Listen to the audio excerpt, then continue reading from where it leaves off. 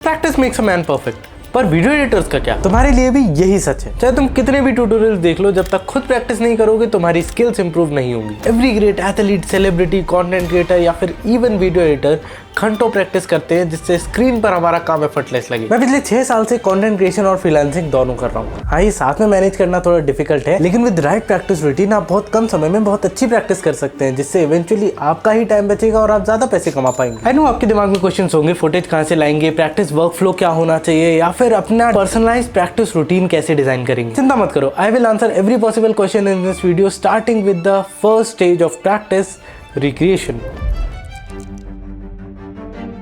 Different style की videos edit करके आपको समझ में आएगा कि किस स्टाइल की वीडियोस को आप सच में एंजॉय करते हो, जिससे आपको अपनी नीश समझ में आ जाएगी। इसके बाद किसी भी बड़े कंटेंट क्रिएटर की वीडियो उठाओ और उसको एग्जैक्टली कॉपी करने की कोशिश करो, frame by frame, cut by cut. इससे आपके एडिटिंग फंडामेंटल्स और एडिटिंग टेक्निक्स दोनों पॉलिश होंगी। जो वीडियो देखने में बहुत सिंपल लग रही थी, जब एक्चुअली उसे रिक्रिएट करने जाओगे तो वो छोटी छोटी डिटेल्स दिखेंगी जो पहली बार में तुमने मिस कर दी थी। एग्जैक्ट कॉपी करने के बाद भी आप नोटिस करोगे कि आपका वर्जन अलग है। मे बी वो कट्स की स्मूथनिंग हो सकती है या फिर ग्राफिक्स या टेक्स्ट का एनिमेशन। स्किल गैप्स तुम्हें क्लियरली दिखने लगते हैं जब तुम ट्राई करते हो एग्जैक्ट रिक्रिएशन। अगर आप बिगिनर हो तो ये रोड मैप देख लेना, पर इंटरमीडिएट्स के लिए ये गलतियां ही आपका रोड मैप बनेगी। इन्हें नोट डाउन करो और इन पर ही सबसे ज्यादा प्रैक्टिस करनी है। लेकिन ध्यान रखना, अगर सिर्फ देख कर कॉपी करते रहोगे तो नए आइडियाज आना बंद हो जाएंगे जो आपके क्लाइंट वर्क में दिक्कत दे सकते हैं। इसलिए नेक्स्ट स्टेप तुम्हारे लिए बहुत जरूरी है। Stage 2, practice your creativity and ideation. भाई एक सिंपल रूल है, you create what you consume. इसलिए अपना कंजप्शन बेटर करना जरूरी है। इसे हम कहते हैं टेस्ट मैक्सिंग। जैसे अच्छा गेमर बनने के लिए ट्यूटोरियल्स के साथ साथ एक्चुअल गेम प्ले भी देखना पड़ता है to know what strategies and tricks pros are using. वैसे ही जिस टाइप का तुम एडिट करना चाहते हो उस टाइप का कंटेंट ज्यादा से ज्यादा कंज्यूम करो। और कंज्यूम का मतलब डूम स्क्रॉल मत करने लगना। कंज्यूम करो मतलब हर वीडियो को क्रिएटिव आई के साथ देखो। ये थोड़ा आपका व्यूइंग एक्सपीरियंस जरूर खराब करेगा, पर जब कुछ सच में अच्छा देखोगे ना तो मजा भी बहुत आएगा। धीरे धीरे आप किसी भी वीडियो को देखते ही उसके एडिटिंग डिसीजंस डिकोड कर पाओगे। स्किल के बाद आप अपनी वीडियो को देखकर भी समझ पाओगे कि इसको और इम्प्रूव कैसे किया जा सकता है। फिर बात आएगी फुटेज की, क्योंकि सबसे कॉमन प्रॉब्लम तो यही है, प्रैक्टिस तो करना है लेकिन फुटेज कहाँ से लाएं। इस वीडियो की रॉ फुटेज आपको डिस्क्रिप्शन में मिल जाएगी, तो आप डायरेक्टली वहां से शुरू कर सकते हो। मेरे स्टाइल को कॉपी करो या फिर उसे बेहतर बनाओ, you have full freedom on that. बाकी निशेस के लिए जिस भी निश में प्रैक्टिस करना चाहते हो वहाँ के छोटे क्रिएटर्स से आप उनके रॉ फुटेजेस मांग सकते हो। वो इजीली दे देते हैं बिकॉज उन्हें भी फ्री एडिट मिल जाता है और आपकी स्किल्स भी काफी अच्छे से पॉलिश हो जाती है। बस याद रखना, एडिट के बाद आपके पास एक रियल फीडबैक होना चाहिए कि आपने क्या सही किया है और क्या गलत। और अगर वो भी ना हो पाए तो पॉडकास्ट तो है ही, एक सिंपल पॉडकास्ट क्लिप उठाओ और उसे अपने स्टाइल में एडिट करो। पॉडकास्ट का फायदा ये है कि इसमें talking head, cuts, B rolls, caption, सारे फंडामेंटल्स बहुत अच्छे से प्रैक्टिस हो जाते हैं। बस अपने कलर्स, ग्राफिक और एनिमेशन चॉइसेस उसी स्टाइल के रखना जो हम प्रैक्टिस करते आ रहे हैं। अगर आपका टेस्ट अच्छा है and you consume good amount of content in your niche, तो क्लाइंट अपने आप खुद को उस स्टाइल में इमेजिन कर लेगा। तो क्लिप चाहे कोई भी हो, अपने नीश के फॉन्ट, डिजाइन, कलर्स और एनिमेशंस को प्रैक्टिस करो। उससे आपके सिलेक्ट होने के चांसेस मैक्सिमम रहते हैं। और फॉन्ट डिजाइन और टाइपोग्राफी के लिए आप अपना दिमाग यूज कर सकते हो, एआई का यूज कर सकते हो, या फिर ये वाली वीडियो देख सकते हो which is honestly the best video on typography in the known universe. और maybe I am just biased. और एक बात और, जब भी फुटेज मिलती है तो उसे अच्छे से ऑर्गेनाइज करो। रॉ फुटेज, बी रोल्स और फाइनल एक्सपोर्ट्स को अलग अलग रखो। ये हैबिट शुरू से बनाओ, क्योंकि जब क्लाइंट वर्क का वॉल्यूम बढ़ेगा तो ये डिसऑर्गेनाइज्ड फाइल आपका सबसे बड़ा टाइम वेस्ट बन जाएंगे। क्योंकि बिना स्ट्रक्चर के प्रैक्टिस करने से आपकी ग्रोथ बहुत स्लो होगी और समय की बर्बादी मुझे बिल्कुल नहीं पसंद। Which brings us to our next point, practice speed.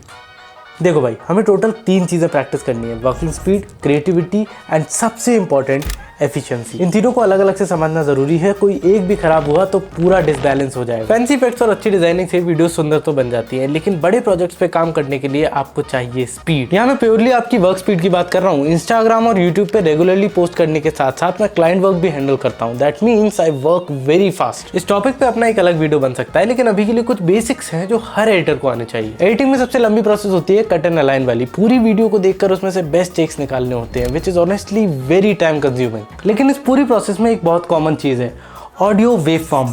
इन्हें पढ़ना सीखो। मान लो क्लाइंट ने एक लाइन बोलने के लिए मल्टीपल टेक्स लिए हैं और आपको उसमें से बेस्ट टेक निकालना है, तो सारे टेक्स सुनने की बेवकूफी मत करना। वेव फॉर्म्स देखो, जो पार्ट सिमिलर लग रहा है उसमें कंटेंट भी सेम ही होगा। बस सेकंड लास्ट और लास्ट टेक चेक कर लो। यूजुअली बोलते बोलते आदत पड़ जाती है, तो यही टेक्स बेस्ट होते हैं। इससे आपकी कटिंग अलाइनिंग की प्रोसेस बहुत फास्ट हो जाएगी। लेकिन सबसे इंपॉर्टेंट पॉइंट तो अब आने वाला है, एम्ब्रेस द फ्लो।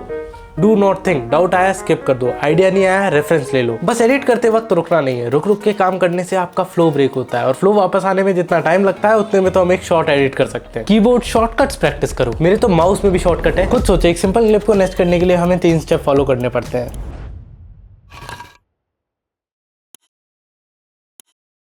अब मैं करके दिखाता हूँ। प्रीमियर में आप ये कीबोर्ड शॉर्टकट्स में जाके सेट कर सकते हो, जिससे आपका वर्कफ्लो और एफिशिएंट हो जाएगा। और इस वीडियो का सबसे इंपॉर्टेंट पॉइंट भी एफिशिएंसी ही है, तो इसको ध्यान से सुनना। Stage 5 practice workflow. जब हम अपनी वीडियोस एडिट करते हैं तो छोटी सी चीज एडिट करके हम वीडियोस वापस देखते रहते हैं, जिससे बहुत ज्यादा टाइम वेस्ट होता है। इसलिए मार्केट में लॉन्ग फॉर्म एडिटर्स की ज्यादा इज्जत है, because they know how to structure their workflow to work faster. Shorts में तो एडिट ही 1 मिनट करना होता है, तो 2 की जगह 4 घंटे लग जाए, कुछ फर्क ही नहीं पड़ता। इसलिए सबसे पहले अपना वर्कफ्लो स्ट्रक्चर करो, ताकि बार बार सेम चीज रिपीट ना करने पड़े। एक सीक्वेंस बना लो, सबसे पहले कलर, फिर रफ कट, फिर म्यूजिक, फिर टेक्स्ट एंड ग्राफिक, फिर लास्ट में जाके SFX एंड फिनिशिंग। जब तक आप ये सारे स्टेप्स कंप्लीट नहीं कर लेते, आपकी वीडियोस वैसे भी देखने लायक नहीं होने वाली, तो लास्ट में ही देख लेना। और एनिमेशंस के लिए भी हम इस्तेमाल करेंगे इफेक्ट प्रीसेट्स का, इसलिए मैंने कहा था कि नीश बना लेना। अगर आप एक ही नीश के मल्टीपल क्लाइंट्स हैंडल करते हो, तो आप 60-70% सेम एनिमेशन प्रीसेट्स इस्तेमाल कर सकते हो अपनी सारी वीडियोस में। इसलिए उन सिलेक्टेड एनिमेशंस को ज्यादा से ज्यादा इस्तेमाल करो, play with them and create your own. You can also go one step further और प्रैक्टिस करो एक ऐसी एसेट टाइमलाइन बनाने का, जिसमें आप assets with sound effect and motion store करके रखोगे, जिसे अगले प्रोजेक्ट में आप बस ड्रैग एंड ड्रॉप कर सकते हो and you're good to go. For example, ये इम्पैक्ट फ्रेम और कैमरा ट्रांजिशन विद SFX मेरी एक डिफरेंट टाइमलाइन में स्टोर्ड रहते हैं, ताकि डायरेक्ट अप्लाई कर पाऊं, कोई झंझट नहीं। एक टिप जो आपको सिर्फ मेरे चैनल पे मिलेगी, आफ्टर इफेक्ट्स में कुछ इफेक्ट्स सबसे ज्यादा कैलकुलेशन डिमांड करते हैं, जैसे कि CC glass, camera lens blur, turbulent displacement. इनकी जगह आप इस्तेमाल कर सकते हो fast box blur, turbulent noise या फिर लूपिंग टेक्सचर का।